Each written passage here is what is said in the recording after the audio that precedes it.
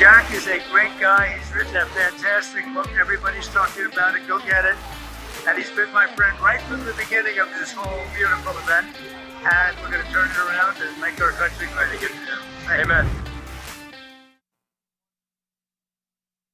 All right, Jack Posobiec, we're back on live here, Human Events Daily.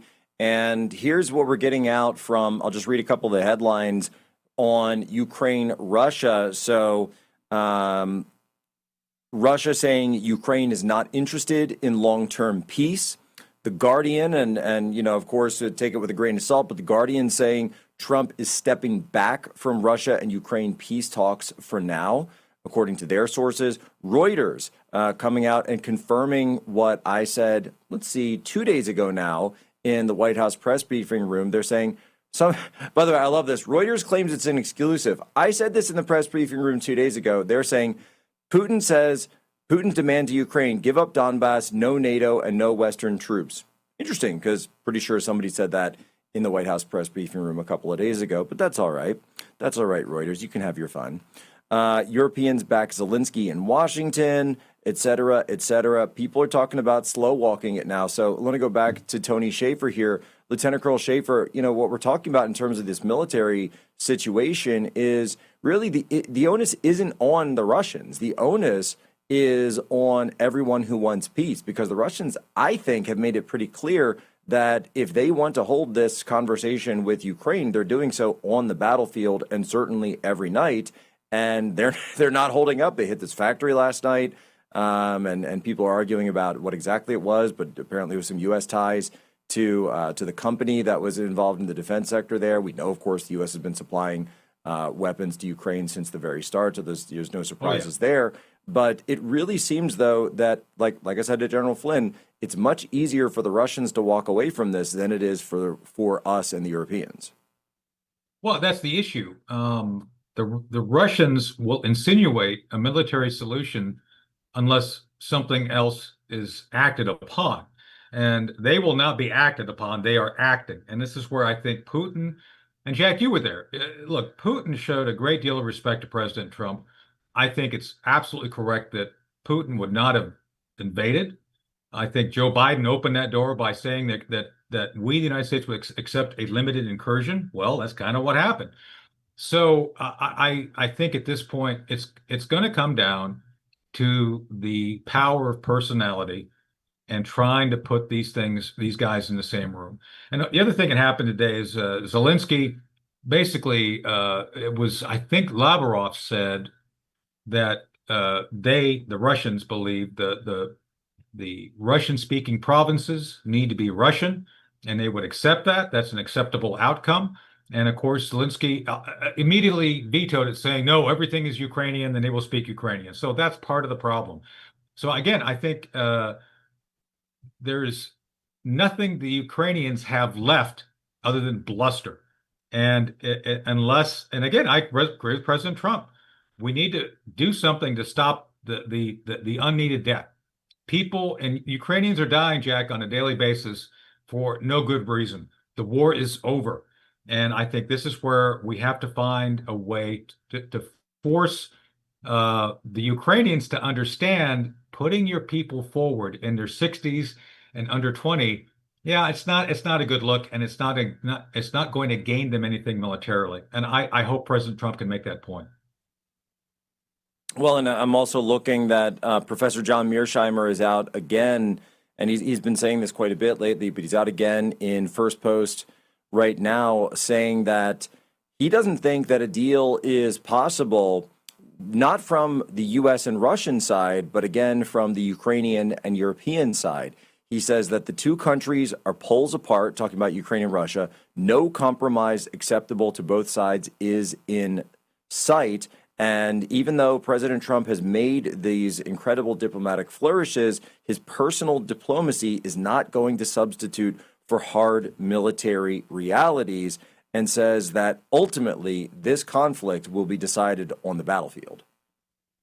Well, again, unless otherwise directed by President Trump, unless he's able to insinuate himself, yeah, the outcome is going to be a military one, and it's not going to be one that the Ukrainians like. The Russians, if they so choose, would, I think, easily be able to partition Ukraine into two halves.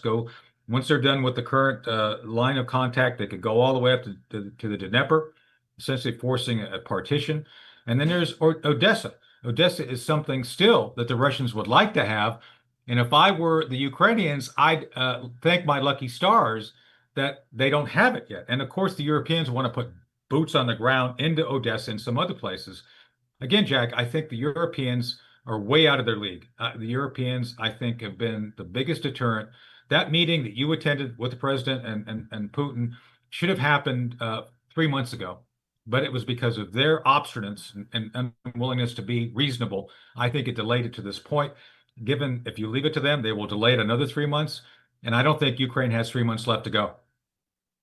Tony, when you're looking at these, what's interesting to me is they're talking about these four fortress cities in the Donbas region, that last piece of Donetsk that has yet to fall. And these are really the most fortified pieces of it. And you've been coming on here talking about the importance and strategic importance of these cities in this area because these are the last fortifications all the way up to the river. And now the media hasn't talked about this at all until suddenly this week when the Russians are saying just pull out of those cities and let us have them. Now, all of a sudden, the media is admitting that actually those are the last four cities that are left, and there are really no defensive fortifications between there. That's Kramatorsk and Sloviansk and the rest, all the way up to the river. I said, wait a minute, that's what Tony was saying the entire time. And when they said that we were the ones that were spouting propaganda, now they all admit it. Yeah, I know. Well, it's been the issue is that mainstream media has always reported aspirations, not reality. And their aspirations were, the Russians are losing, there's no chance they're going to break out. It's been a fiction. And I think this is where the American public has been badly served by, there's been a handful of networks, you and I work for two, that have, I think, been upfront and trying to tell the truth about the reality. And yet we've been the ones who, were pro-Russian for speaking the truth. I know it's insane. But I think that's the situation right now. They can no longer hide it. It's obvious. And if those cities fall, which, again, I think it's just a matter of weeks, they will not be able to hide that reality. And it's interesting. There was something in the Washington Post, I think, one of the local D.C. publications saying, well, if Donbas falls, that means that the Russians have a gateway into all of Europe. That's like saying if New Jersey invades New York, Oklahoma is going to fall. No, it's not related. It's not relatable. Europe is not in danger.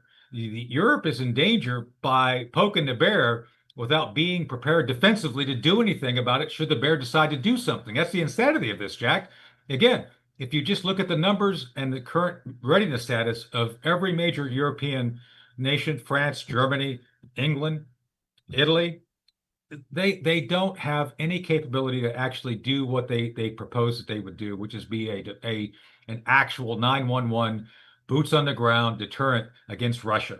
So I don't know what they're smoking, but it's time again for President Trump to kind of insinuate the truth on the discussions and all these leaders and force them to understand what's going on. And that's really what it comes down to. Who knows? Maybe he's going on his ride along in D.C. today. Maybe he can send some of these leaders on a ride along of Odessa or ride along of Mykolaiv, like we did on Human Events Daily 3 years ago, over 3 years ago now, right after the war started, and saw the destruction and the devastation up close of what's going on, and saying, guys, this thing's only ending in one direction, and for the people who live there, they are not being served by continuing the war. Tony Schaefer, where can people go to follow your content?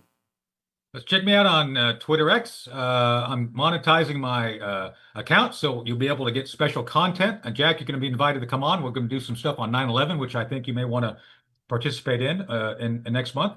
So we're going to have some fun. Have to get our mutual friend Kurt Weldon, one of my first bosses in politics, on and talk about Kurt's that one. We're going to be talking a lot about. He had a great interview with Tucker Carlson and a few others. Yeah. We'll be there, ladies and gentlemen. As always, do you have my permission to lay ashore?